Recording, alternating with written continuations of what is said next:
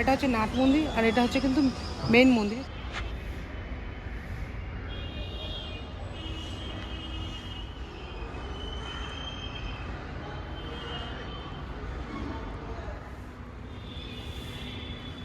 মহানির্বাণ মঠের ইতিহাস হচ্ছে আমাদের যিনি মঠের প্রধান, যিনি মঠ প্রতিষ্ঠা করেছেন, তার নাম হচ্ছে ভগবান নিত্যগোপাল দেব।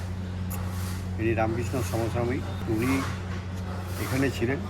ওনার জন্মস্থান হচ্ছে পানিহাটি। এই পানিহাটিতে মাতুলালয়ে উনি জন্মগ্রহণ করেছিলেন। ওনার ওখান থেকে উনি সাধারণ ভোজন করে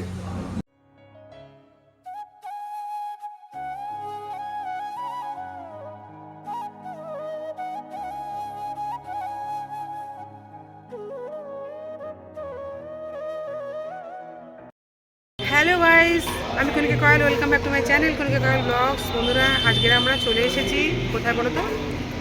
বহু প্রাচীনতম আমাদের রাসবিহারীতে অবস্থিত মহানির্বাণ মঠ, শ্রী শ্রী নিত্যগোপাল দেবের মঠ। তো তোমাদের কিন্তু আমি আজকের এই ভিডিওটা শেয়ার করব। এখানে কী কী আছে, ভোগ প্রসাদের ব্যবস্থা আছে কি না, কীভাবে আসবে, কটা থেকে কটা পর্যন্ত মন্দির খোলা, সব কিন্তু আমি আজকের এই ভিডিওতে শেয়ার করব। তো সর্বপ্রথম তোমাদের আগে আমি বলি এখানে কী করে আসবে, তারপরে কিন্তু তোমাদের আমি ভিডিওটা, মঠের ভিডিওটা ঘুরিয়ে দেখাই। বন্ধুরা, এটা হচ্ছে কালীঘাট মেট্রো স্টেশন। যারা মেট্রো করে আসবে তারা কিন্তু কালীঘাট মেট্রো স্টেশনে নামবে। নেবে কিন্তু দেখো উল্টো দিকেই কিন্তু অটো স্ট্যান্ড রয়েছে, ওপারেও রয়েছে। তো অটো করে যাবে বা হেঁটেও যেতে পারো, আমরা যেমন হেঁটে যাব।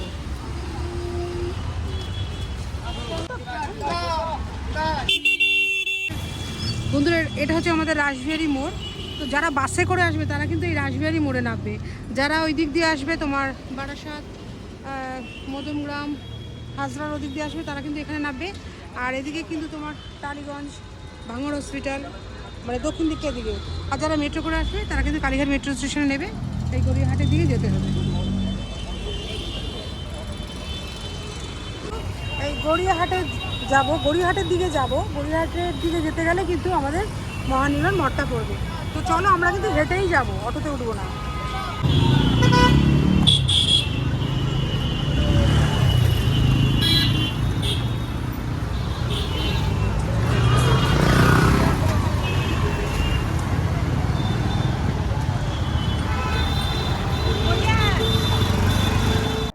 বন্ধুরা, এটা হলো দেশপ্রিয় পার্ক। দেখে চিনতে পারছো, এখানে কিন্তু খুব বড় করে দুর্গাপুজো হয়।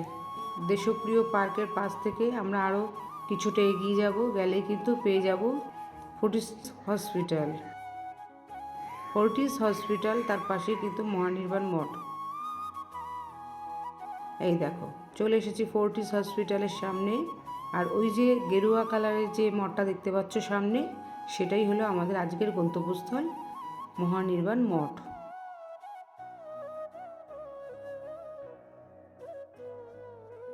তো বন্ধুরা, এই হলো মহানির্বাণ মঠের মেইন গেট।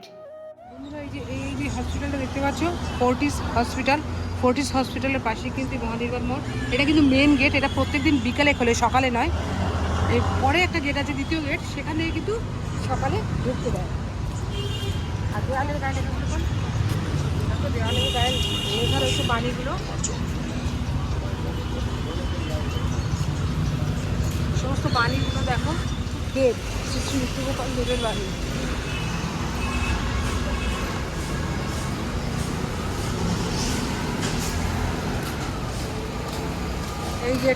এই গেট কিন্তু শুধু সকালে খোলে, আর ওই গেটটা বিকেলে খোলে। তো এখানে কিন্তু পার্কিংয়ের সুব্যবস্থা রয়েছে। চলো, রয়েছে পার্কিং প্লেস। এখানে কিন্তু 4 চাকা 2 চাকা রাখা যায়। বিশাল বড় পার্কিং জোন দেখতে পাচ্ছ।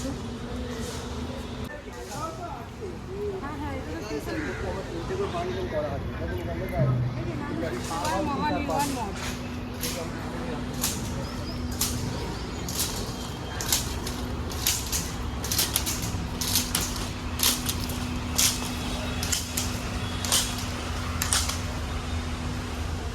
এটা কিন্তু নাগপঞ্চমী ফুল গাছ, তো সচরাচর দেখা যায় না। দেখো খুব সুন্দর, দেখো ফুলগুলো এগুলো মানে বিশেষ করে মনসা পুজোয় ব্যবহৃত হয়, সব পুজোতেই লাগে।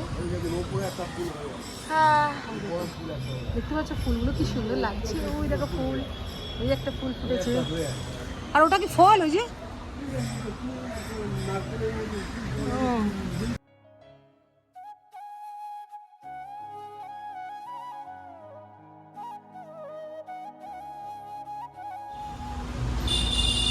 এটা হচ্ছে নাট মন্দির। তো বন্ধুরা, প্রথমে তোমাদের আমি পুরো মঠটা ঘুরিয়ে দেখাবো, তারপরে কিন্তু তোমাদের এই বিশাল নাট মন্দির এবং মেন মন্দির দর্শন করাবো। বন্ধুরা, এটা হচ্ছে পুস্তক বিক্রয় কেন্দ্র। এখানে কিন্তু বিভিন্ন ধরনের ধর্মগ্রন্থ পাওয়া যাবে। চলো বন্ধুরা, এবার তোমাদের মঠটা আগে ঘুরিয়ে দেখাই। নাট মন্দিরের পাশ থেকে মঠের রাস্তা, পুরো মোজাইক করা কিন্তু মঠের প্রাঙ্গণটা। আর ডান দিকে কিন্তু প্রচুর গাছ রয়েছে, ফুল গাছ, নানান ধরনের গাছ তোমরা দেখতে দেখতে যেতে পারবে। তো খুব সুন্দর শান্ত পরিবেশ। এই বিশাল নাট মন্দিরের পরে কিন্তু এই সুন্দর মেইন মন্দির, যেখানে বিরাজ করছেন শ্রী শ্রী নিত্যগোপাল দেব। তো পরে তোমাদের শেয়ার করছি।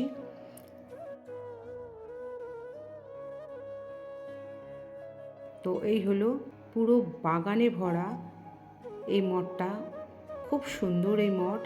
চতুর্দিকে কিন্তু পরিষ্কার রাস্তা আছে ঘুরে বেড়ানোর জন্য। তো অপূর্ব সুন্দর শান্ত পরিবেশ।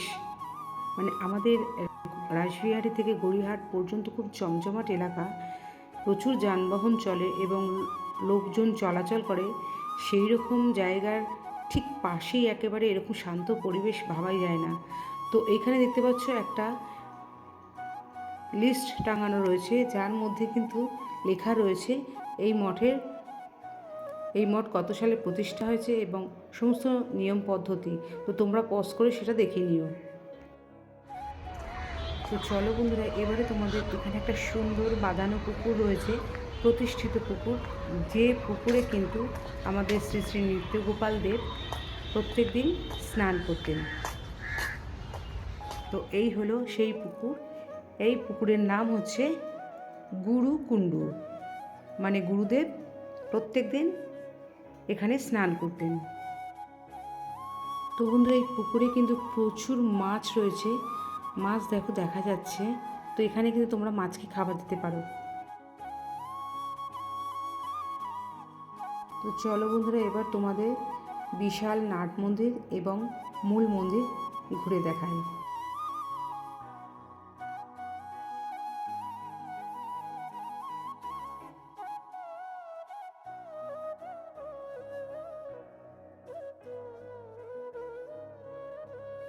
তো বন্ধুরা, এই হলো বিশাল নাট মন্দির।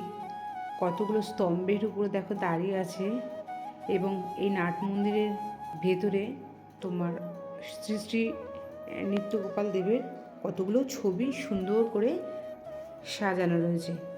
বন্ধুরা, নাট মন্দিরের ভেতরে কিন্তু অনেকগুলো গুরুদেবের ছবি রয়েছে এবং গুরুদেবের বাণী রয়েছে। বন্ধুরা, এই হলো মহানির্বাণ মঠের মূল মন্দির। এই মন্দিরে কিন্তু পরিক্রমার ব্যবস্থা রয়েছে। তো চলো আগে পরিক্রমাটা করে নিই। বন্ধুরা, চলো আগে একবার পরিক্রমা করে নিই, তারপরে গুরুদেবকে দর্শন করাচ্ছি। তো এই হলো পরিক্রমার রাস্তা। তো মূল গর্ভগৃহের পাশে যে পরিক্রমার জায়গাটা রয়েছে, মার্বেল বসানো, তো খুব পরিষ্কার সুন্দর। তো পুরো পরিক্রমাটা করে তারপরে মূল মন্দিরের গর্ভগৃহে শ্রী শ্রী নিত্যগোপাল দেবকে দর্শন করাবো। তো দেখতে পাচ্ছ চারপাশটা পুরো বাগানে ভরা, নানান ধরনের ফুল গাছ এবং অনেক ধরনের গাছপালা, ফল গাছ সব কিন্তু রয়েছে। ভীষণ শান্ত, নিস্তব্ধ, অপূর্ব সুন্দর পরিবেশ। তো পরিক্রমা হয়ে গেছে। এই হলো আমাদের মূল গর্ভগৃহে বসে আছেন শ্রী শ্রী নিত্যগোপাল দেব। পাথরের তৈরি কিন্তু পুরো মূর্তিটা।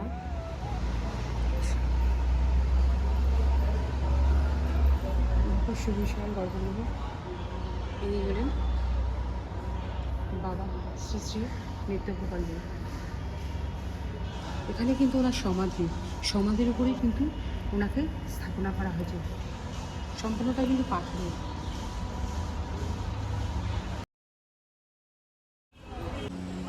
এটা হচ্ছে অফিস ঘর, এখানে কিন্তু ভোগের টিকিট পাওয়া যায়।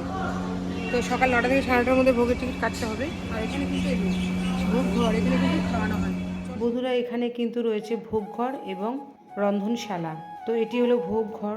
তো অপূর্ব সুন্দর, কিন্তু মার্বেল বসানো, চকচক করছে, পয় পরিষ্কার। আর ডান দিকে রয়েছে, এটা হচ্ছে রন্ধনশালা। এখানে কিন্তু ভক্তদের জন্য এবং গুরুদেবের জন্য রন্ধন করা হয়ে থাকে।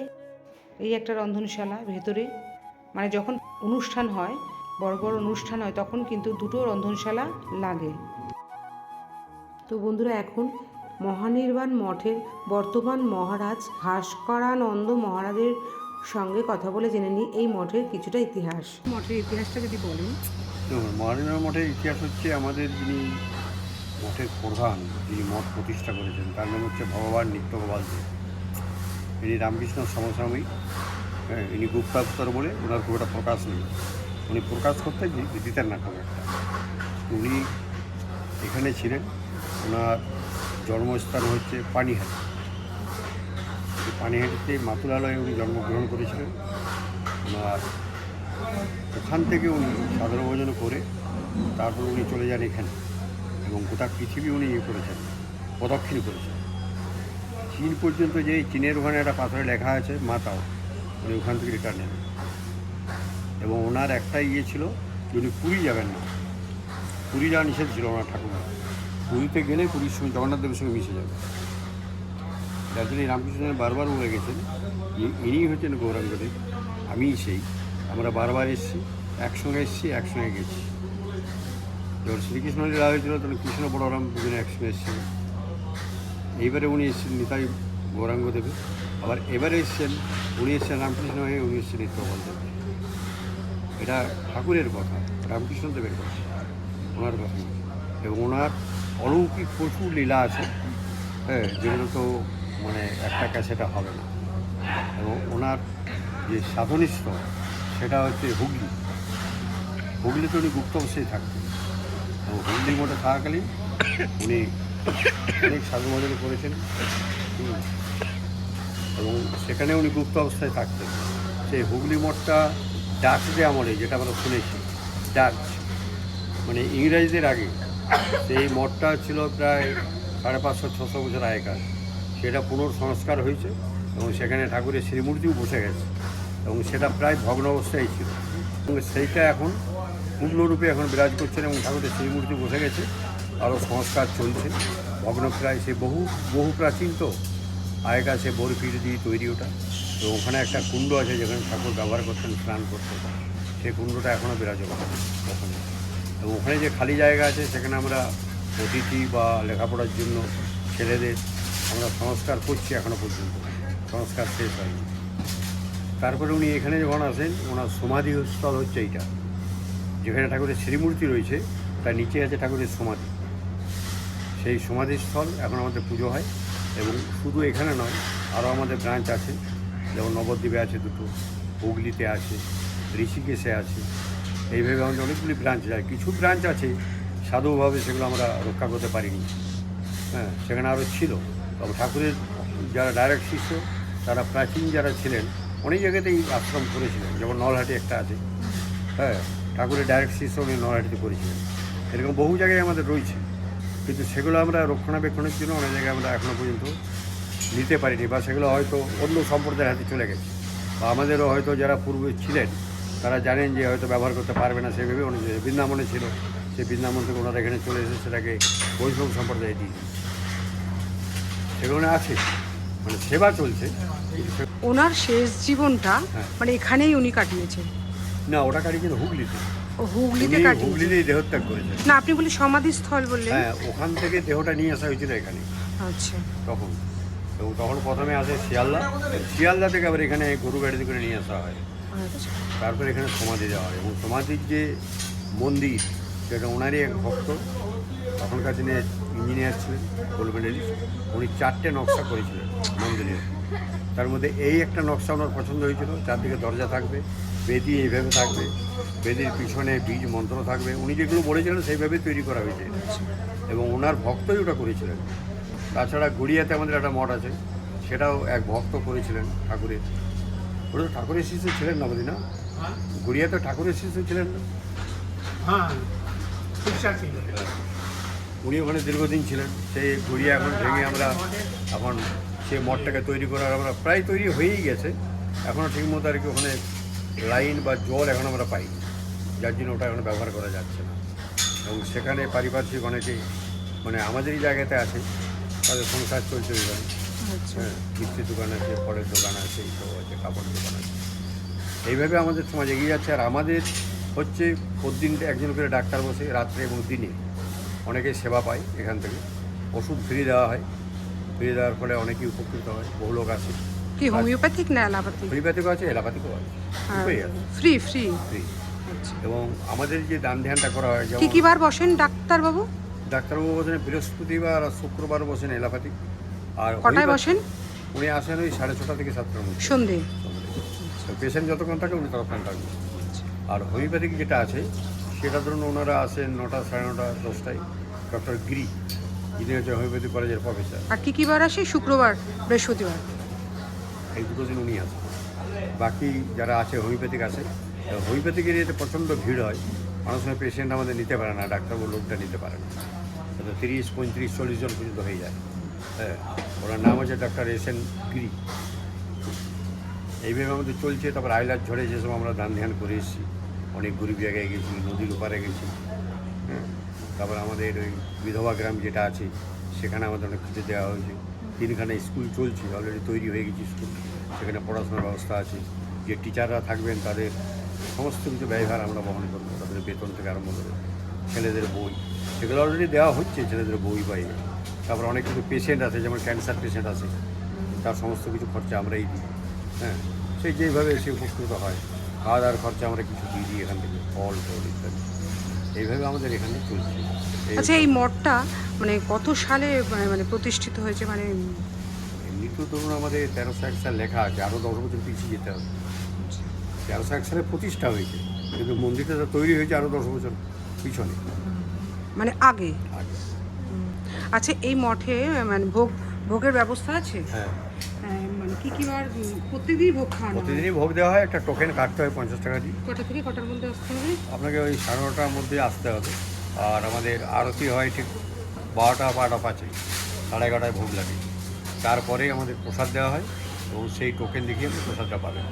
আর উৎসবাদিতে কোনো টোকেন দিতে হয় না।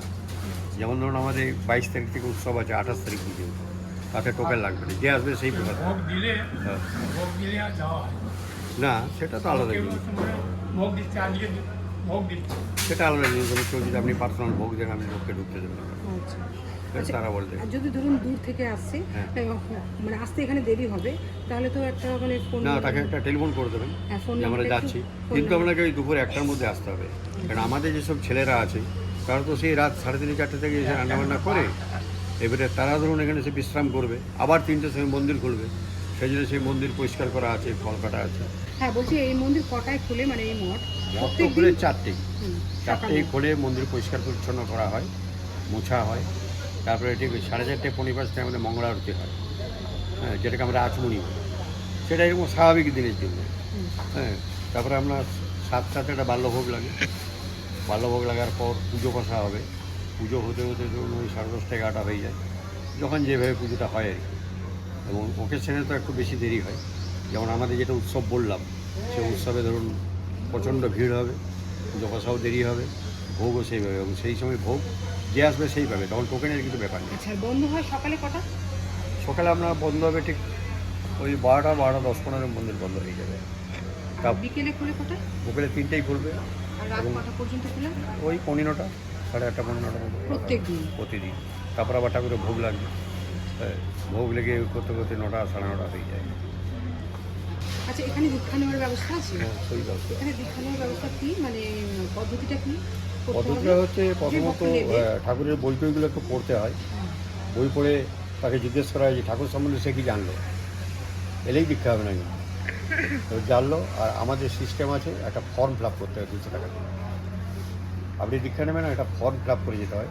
ফর্ম ফিল আপের পর সেই দিন দেখে আপনাকে একটা টাইম দেবে যে আপনি এই ডেটে আসুন, দীক্ষার দিনে আপনাকে ডেকে নেবে। এইটাই হচ্ছে দীক্ষার প্রণালী। আর কি নিরামিষ খেতে হয় নাকি? সেদিনটা নিরামিষ খাবেন। সেদিন না, মানে দীক্ষা নেওয়ার পর হয়নি, আপনি নিরামিষ খেলে তো খুব ভালোই হয়, কিন্তু মানুষ তো এখনো পারে না, পারে না যার যখন, জন্যই মাছটা খেতে বলে। আর কী করবে, বাধ্য হয়ে গেল। ওটা বন্ধ করলে তার এক বিপদ। মানে আত্মা যখন চাইবে না সেই তখনই ছাড়বে। তবে আমরা ওই মাংস ডিম ডিম খেতে নিষেধ করি, মদ গাঁজা এগুলো দীক্ষার আগে বলে দেওয়া হয় যে তুমি কি এগুলো পারবে। আচ্ছা। হ্যাঁ, সে মদও খাবে, দীক্ষা নেবে, সেটা তো হয় না। যার জন্য দীক্ষা দেবার আগেই ওগুলো বলে দেওয়া হয় যে তুমি কি অভ্যস্ত, আর যদি অভ্যস্ত হয় তাহলে তুমি ওগুলো ছেড়ে পড়ে এসে, তার মানে এসে কোনো লাভ নেই, দুটো তো একসঙ্গে হবে না। থ্যাংক ইউ আপনাকে ধন্যবাদ। এবারে বন্ধুরা, এখানে কিন্তু প্রত্যেক দিনই ভোগের ব্যবস্থা রয়েছে। তো ভোগের টিকিট শুনলে মহারাজের মুখ থেকে, এখানে কিন্তু প্রত্যেক দিনই ভোগের ব্যবস্থা রয়েছে। তো ভোগের টিকিট কাটতে হলে তোমাদের সকাল 9টা থেকে 9:30টার মধ্যে এই মঠে পৌঁছতে হবে। আর যারা দূর থেকে আসছো, সময় মতন আসতে পারছো না, 9:30টার মধ্যে আসতে পারছো না, তাহলে তারা কিন্তু আমি স্ক্রিনে এবং ডেসক্রিপশনে একটা ফোন নাম্বার দিয়ে দেবো, দুটো ফোন নাম্বার দিয়ে দেবো। সেই ফোনে ফোন করে বলে দেবে যে তোমরা কজন আসছো, তাহলে সেই অনুযায়ী ওরা খাবারটা সরিয়ে রাখে। আর এখানে কিন্তু প্রত্যেক দিনই ভোগ বিতরণের ব্যবস্থা রয়েছে, কিন্তু যেদিন এখানকার যে দীক্ষা নিয়েছে, ধরো যারা দীক্ষা নিয়েছে তাদের পরিবারে কোনো অন্নপ্রাশন বা কোনো শ্রাদ্ধ বাড়ি বা কোনো আনুষ্ঠানিক জন্মদিন যারা এখানে করবে, মানে এই মঠে সেই উৎসবটা পালন করবে, তারা কিন্তু সেদিন খাবার দাবারের দায়িত্বটা নিয়ে থাকে। এই মঠের সম্পূর্ণ খাবার দাবারের দায়িত্বটা নিয়ে থাকে। সেদিন কিন্তু বাইরের লোকেদের খেতে দেয় না। সেদিন এই মঠে যারা আছে তারাই শুধু খায়, এবং যারা বুকিং করেছে তারাই শুধু খায়। এটা কিন্তু মাথায় রাখতে হবে। তো সেটা জেনে এসো।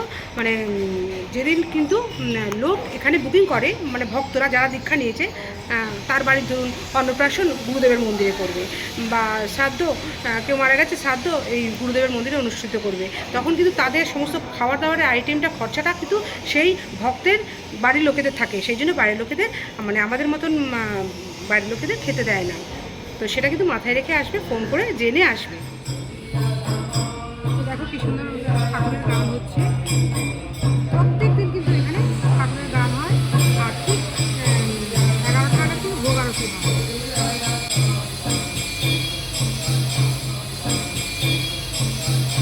বন্ধুরা, তোমাদের আমি আজকের আমাদের রাসবিহারীর মহানির্বাণ মঠটা কিন্তু ঘুরিয়ে দেখালাম। আজকের ভিডিও যদি তোমাদের ভালো লাগে তাহলে কিন্তু অবশ্যই এই আমাদের মঠে আসতে ভুলো না, মহানির্বাণ মঠে। তো আর যদি ভালো লাগে আজকের ভিডিওটা, তাহলে কিন্তু লাইক করে দিও, কমেন্টে জানিও, আর প্রচুর শেয়ার করে দাও। আর নতুন বন্ধুরা যারা এখন আমাকে সাবস্ক্রাইব করেনি, তারা প্লিজ আমার চ্যানেলকে সাবস্ক্রাইব করে বেল আইকনটা অন করে আমার পাশে দিও। তো আজকের মতন আমি চলে যাচ্ছি, অন্যদিন দেখা হবে তোমাদের সঙ্গে অন্য কোনো ব্লগের সাথে। সবাই সুস্থ থাকো, ভালো থাকো, আনন্দে কাটাও। টাটা।